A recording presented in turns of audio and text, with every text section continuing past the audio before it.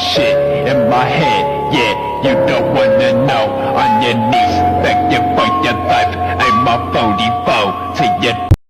Statistika deskriptif adalah metode yang digunakan untuk menjelaskan, menampilkan, dan merangkum data agar lebih mudah dipahami.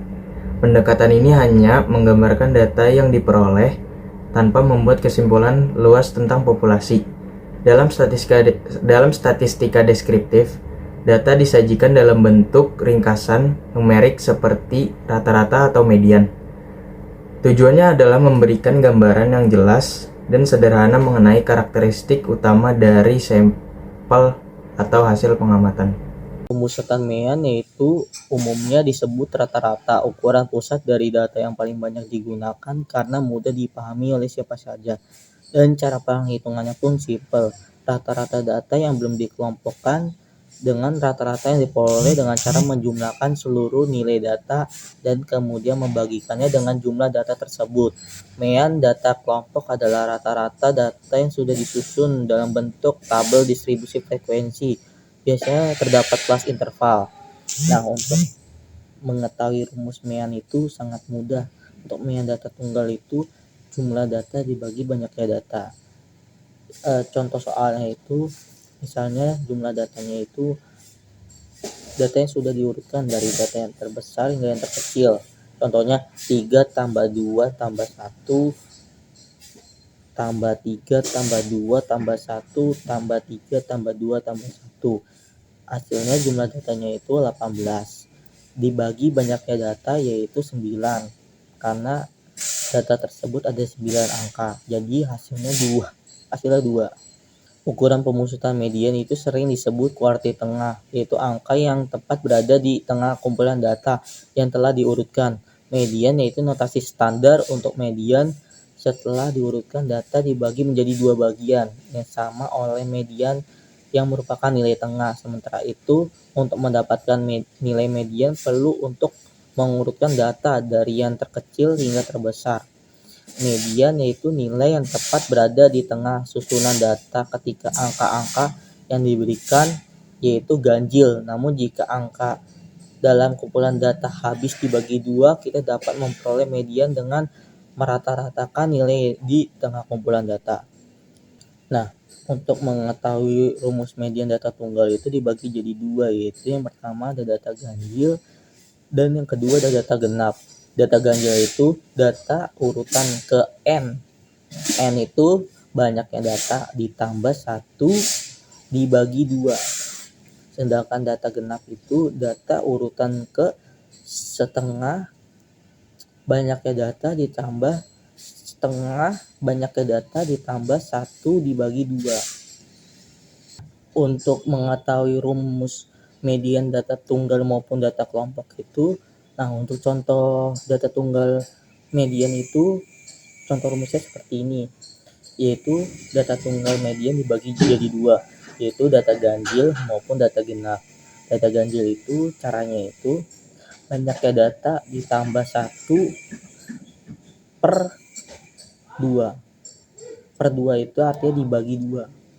Sedangkan data genap itu setengah banyaknya data ditambah setengah ditambah 1 per bagi 2.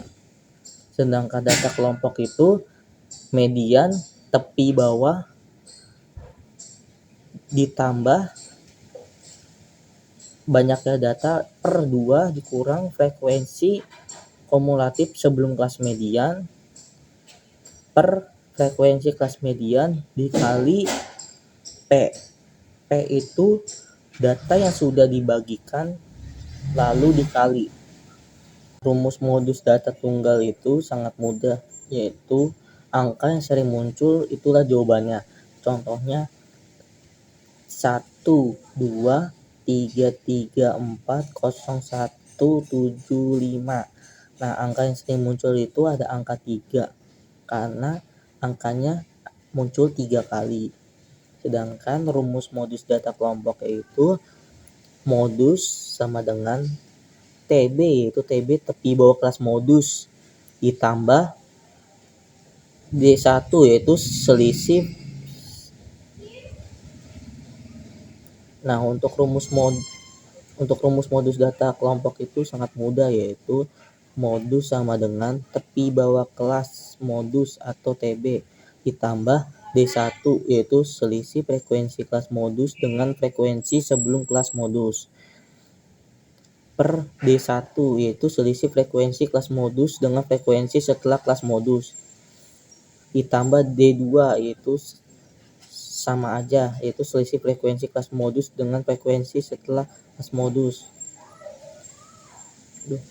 Untuk rumus modus data kelompok itu modus sama dengan TB, itu tepi bawah kelas modus, ditambah D1 selisih frekuensi kelas modus dengan frekuensi sebelum kelas modus, per D1, yaitu selisih frekuensi kelas modus dengan frekuensi sebelum kelas modus, ditambah D2, yaitu selisih frekuensi kelas modus dengan frekuensi setelah kelas modus, lalu dikali panjangnya kelas interval. Selanjutnya ada ukuran sebaran data. Ukuran sebaran data menjelaskan sejauh mana data tersebar atau berbeda dari nilai rata-rata. Ukuran penyebaran data yang paling umum dipakai ada beberapa, yaitu jangkauan, simpangan rata-rata, varians, dan standar deviasi. Berikut penjelasan dari masing-masing ukuran penyebaran data. Yang pertama, jangkauan. Jangkauan adalah ukuran penyebaran data yang paling sederhana. Jangkauan menunjukkan selisih antara nilai terbesar dan nilai terkecil dalam suatu data. Semakin besar jangkauan, berarti data semakin menyebar. Begitu juga sebaliknya, jika semakin kecil, maka berarti data lebih rapat. Contoh rumusnya yaitu R sama dengan X maksimal dikurang X minimal. Kedua, ada simpangan rata-rata. Simpangan rata-rata menunjukkan rata-rata jarak setiap data terhadap nilai rata-rata. Ukuran ini membantu kita melihat seberapa jauh data menyimpang dari nilai rata-ratanya. Secara umum, semakin besar simpangan rata-rata, berarti data semakin bervariasi. Pada simpangan rata-rata, ada rumus data tunggal dan data kelompok. Pada data tunggal, rumusnya adalah simpangan rata-rata sama dengan jumlah dari nilai mutlak setiap data dikurang dengan rata-rata dibagi dengan banyaknya data. Sedangkan dalam data berkelompok, simpangan rata-rata sama dengan jumlah dari nilai mutlak setiap data dikurang dengan rata-rata dikali dengan frekuensi dibagi dengan banyaknya setiap frekuensi. Selanjutnya yang ketiga ada varians. Varians merupakan ukuran penyebaran data yang dihitung dari rata-rata kuadrat selisih setiap data dengan nilai rata-rata. Varians digunakan untuk melihat tingkat penyebaran data secara lebih teliti, namun satuannya masih berupa kuadrat sehingga terkadang sulit dipahami secara langsung. Rumus varians pada data tunggal adalah varians sama dengan jumlah dari setiap data dikurang dengan rata-rata kuadrat dibagi dengan banyaknya data. Sedangkan pada data kelompok, varians sama dengan jumlah dari frekuensi dikali dengan setiap data dikurang rata-rata kuadrat dibagi dengan banyaknya frekuensi. Terakhir ada standar deviasi. Standar deviasi adalah akar dari varians. Ukuran ini paling sering digunakan karena satuannya sama dengan data aslinya, sehingga lebih mudah dipahami. Semakin besar standar deviasi, semakin besar pula penyebaran data dari nilai rata-rata. Rumus standar deviasi pada data tunggal adalah standar deviasi sama dengan akar dari jumlah setiap data dikurang rata-rata pangkat 2 dibagi banyaknya data. Sedangkan pada data kelompok, standar deviasi sama dengan akar dari jumlah seluruh frekuensi dikali dengan setiap data dibagi dengan rata-rata kuadrat dibagi dengan banyaknya frekuensi. Distribusi frekuensi adalah penyajian data yang menunjukkan berapa banyak suatu nilai atau kelompok nilai-nilai muncul dalam suatu kumpulan data. Bentuk distribusi frekuensi ada dua. Yang pertama yaitu distribusi frekuensi tunggal. Setiap data ditampilkan bersama jumlah kemunculannya. Yang kedua, distribusi frekuensi kelompok. Data yang banyak dikelompokkan dalam kelas-kelas interval, lalu dihitung frekuensinya.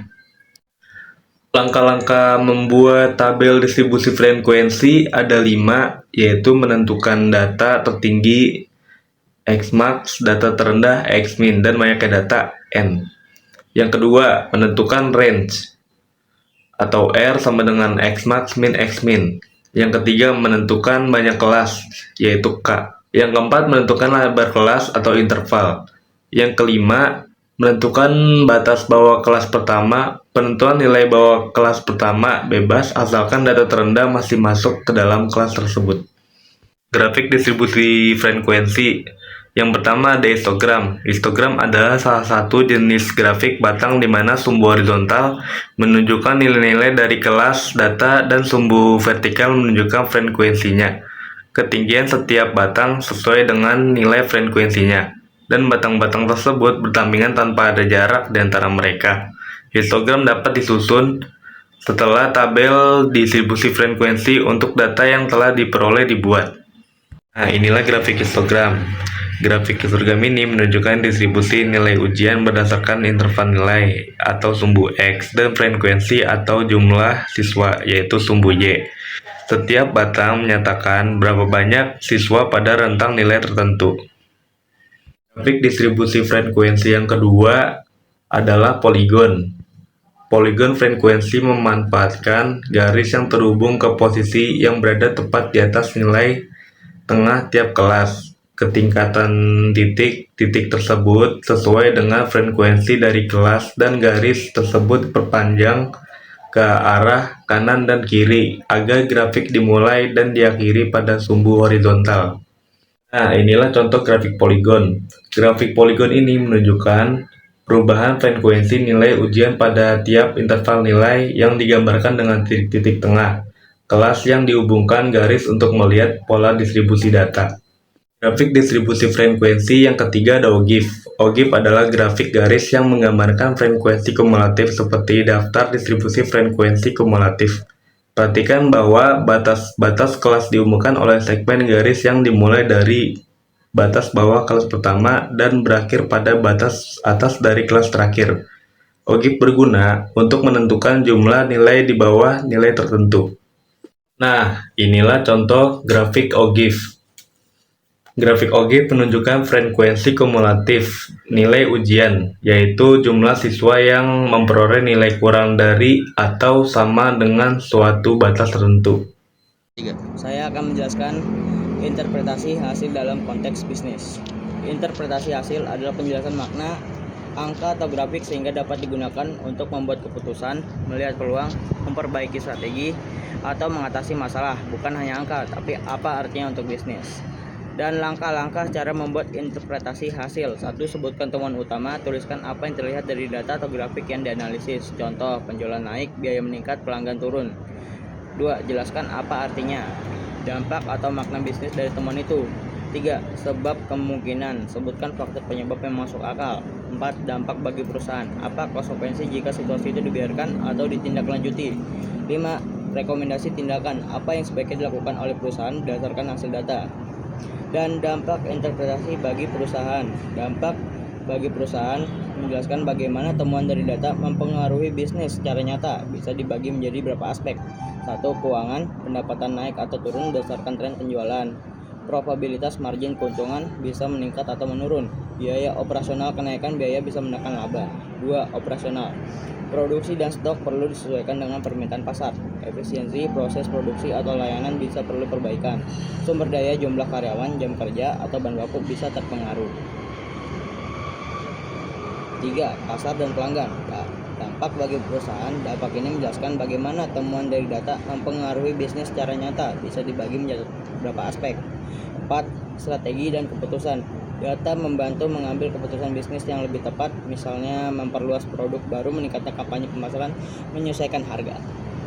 Kesimpulannya, statistik deskriptif sangat penting dalam bisnis karena menyajikan, menganalisis, dan mempermudah pemahaman data dengan menggunakan ukuran rata-rata, median, dan modus, serta ukuran penyebaran seperti rentang, varians, dan deviasi standar. Data dapat diringkas menjadi nilai yang representatif beserta tingkat variasinya. Distribusi frekuensi grafik membantu memvisualisasikan pola dan hubungan antar variabel. Pemahaman ini membuat keputusan yang tepat dan menjadi pondasi sebelum melakukan analisis lanjutan seperti statistik, eferensial, dan prediktif.